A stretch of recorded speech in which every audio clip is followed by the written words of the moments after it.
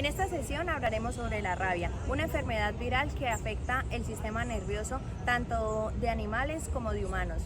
Su transmisión radica en la mordedura de murciélagos, perros y algunas especies silvestres. Bueno, nosotros les vamos a hablar sobre la rabia. Entonces, empezando por el horizonte clínico, tenemos la tarea epidemiológica. Entonces, tenemos como agente causal del género Lyssavirus de la familia Rhabdoviridae, mientras que el huésped tenemos al perro y al humano, y por último el ambiente es la saliva de cualquier animal infectado. Esta saliva digamos que llega al huésped, por decirlo así, al humano, a través de heridas, arañazos, mordeduras o el contacto con las mucosas, puede ser nariz, boca o los ojos. Ya como tal, entrando a hablar de signos y síntomas, tenemos que primero tener en cuenta que de 2 a 24 semanas después de la infección es que se empiezan a presentar, o sea, pueden presentarse en ese rango de tiempo los primeros síntomas. Entonces tenemos 3 fases. La fase predrómica, que tenemos los primeros síntomas, que son los cambios del comportamiento, la fotosensibilidad, la dificultad para tragar y la mayor salivación. Mientras que después pasamos a la fase furiosa, que tenemos nerviosismo, violencia, irritabilidad, desorientación, aumenta la salivación y aumenta la dificultad para tragar.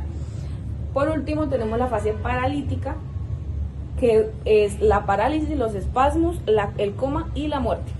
Hay que tener en cuenta que no depende del animal, no todos pasan por las 3 fases, no todos duran el mismo tiempo en cada fase. Pueden pasarse de la primera a la última, pueden no tener la segunda, puede que la primera sea más larga, puede que sea más corta. Eso depende de cada animal, de cada paciente que lo presente. Pasando a las medidas preventivas, tenemos la medida preventiva primaria, como ya lo sabemos, es la vacunación. Entonces, en humanos tenemos la antirrábica, claro está, del laboratorio Novivac. Entonces, tenemos, digamos que protocolos de vacunación depende de la exposición. ¿Listo? Entonces, si tenemos una preexposición, necesitamos 3 dosis. La primera, pues, es de manera inmediata. La segunda, que son 7 días después de la primera vacuna. Y la tercera dosis es de 21 a 28 días después de la primera vacuna. Si hablamos de personas que son expuestas, o sea, por ejemplo, laboratoristas o veterinarios en este caso, por ejemplo, tenemos que se tienen que realizar pruebas periódicas y dosis de refuerzo. Y las personas expuestas que nunca han sido vacunadas, tenemos 4 dosis. La primera, que es pues, obviamente de manera inmediata, y después a los 3, 7 y 14 días. Y además se necesita un refuerzo que es una inmunoglobulina antirrábica. Y por otro lado, en los perros tenemos que esta vacuna se aplica a partir de las 12 semanas y se refuerza al año, que es como el primer refuerzo. Los refuerzos posteriores pueden variar entre 1 a 3 años, depende de la zona en la que esté situado el animal. Como medidas preventivas secundarias tenemos, pues que sabemos que son el diagnóstico como tal. Ay, qué pena, hago un paréntesis. En las medidas preventivas primarias también tenemos lo que son campañas y básicamente como difundir la información sobre la enfermedad y sobre cómo prevenirla.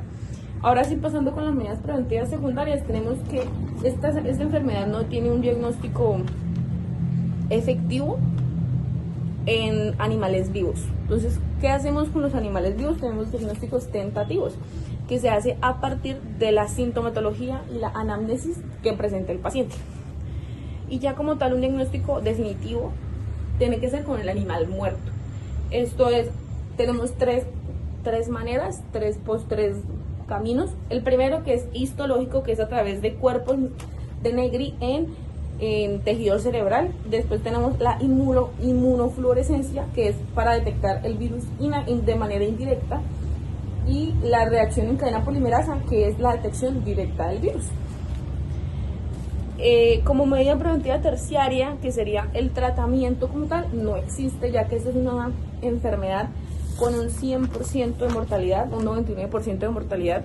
Entonces digamos que no hay ningún caso registrado que se haya infectado y que esté vivo, que se haya recuperado, no hay. Entonces no hay un tratamiento, no hay una cura hasta el momento. A lo largo de la historia se han registrado diferentes enfermedades, pero el día de hoy les voy a hablar sobre la enfermedad de la rabia, la cual tuvo su primer registro en los años 1800 a.C., en lo que era la antigua civilización de Mesopotamia, de lo que hoy en día es el Medio Oriente. En 1709 se registró aquí en Latinoamérica el primer caso positivo de rabia, específicamente en el país de México. En 1804 se registró y se inició la transmisión de esta enfermedad, que es por medio de la saliva, de un animal infectado a un animal sano. Más adelante, en 1885, se realizó la primera vacuna contra la rabia por Pasteur. En 1917, un laboratorio colombiano realizó una vacuna contra la rabia y en 1985 se registró el mayor número de casos positivos de rabia en Colombia, en el cual fueron 26 casos. En el transcurso de 1995 al 2000 se registró 28 casos positivos de rabia en lo que fueron las zonas del Atlántico, en las zonas del Pacífico, en las zonas del Amazonas y en las zonas de los llanos orientales. En el año 2001 y 2002 en Colombia no se registró ningún caso positivo de rabia, pero en el año 2003 se inició solamente un caso positivo de rabia. En el año 2006 y 2007 solo se evidenciaron 7 casos positivos de rabia solamente en la zona del Caribe. Y en el periodo transcurrido del 2008, 2009 y 2010, en la zona andina se registraron solamente 6 casos positivos de rabia transmitidos por gatos.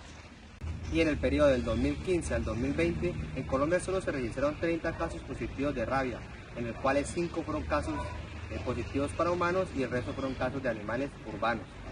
En el año 2021 se realizó una avanzada de vacunación contra la rabia, la cual tuvo una cobertura aproximadamente del 55%, y en el año 2024 se confirmaron solamente 12 casos positivos de rabia en Colombia. La rabia es una enfermedad mortal que afecta tanto a animales como a seres humanos. Se transmite principalmente por mordeduras o arañazos de animales infectados.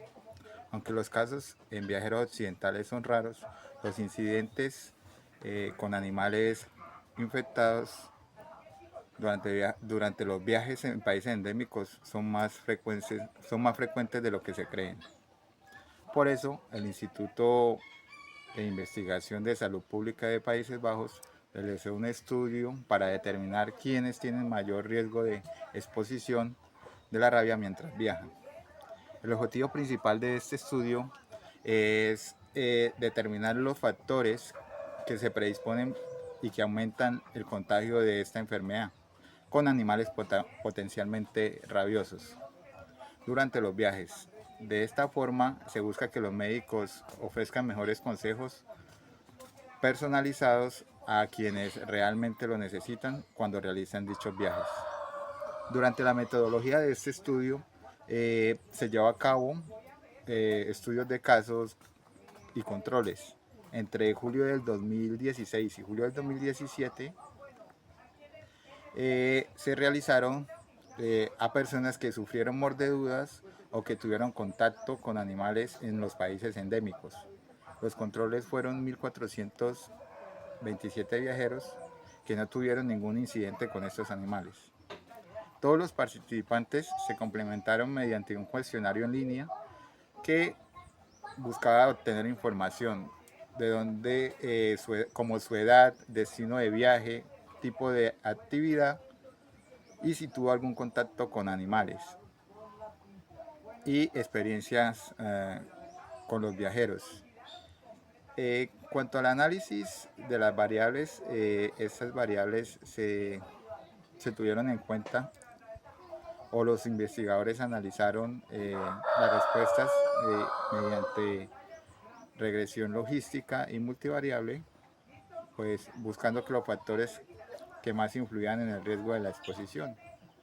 Se evaluaron variables como la edad y sexo, la región visitada, si los viajeros tenían mascotas, la experiencia del viajero, motivo del viaje, y también se evaluó actitudes hacia los animales. Como resultados principales que obtuvieron de este estudio, los resultados mostraron pues que las personas con mayor probabilidad de exposición a la rabia fueron aquellas que, o en su viaje, aquellos viajeros jóvenes y de sexo masculino, quienes viajaron a Asia Occidental y al sudeste asiático, y aquellos viajeros que visitaron parques en donde se encontraban monos o eran propietarios de mascotas, y quienes habían visitado pues repetidamente el mismo país varias veces. Por el contrario, también se evidenció en el estudio que las personas que tuvieron un menor riesgo fueron aquellas personas que visitaron esos países endémicos, pero personas que lo hacían por negocios, o personas que lo hacían a visitar a familiares, y personas que no realizaron ninguna actividad fuera de la ciudad. Como conclusión, durante este estudio, pues demuestra que no todos los viajeros corren el mismo riesgo de exposición al virus de la rabia. Los médicos y centros de vacunación deben pues dar más información personalizada o asesorías previas a las personas que van a realizar viajes hacia los países pues que son potencialmente endémicos. La vacunación es importante como un método preventivo antes del viaje, porque ya es una forma de predisposición. Debe priorizar pues a viajeros jóvenes, hombres frecuentemente, y aquellos que tienen contactos con animales. Además se debe reforzar la educación para evitar pues el contacto con animales desconocidos y que sean potencialmente infectados, donde la rabia es endémica. Recordemos que la rabia no tiene cura, pero sí se puede prevenir.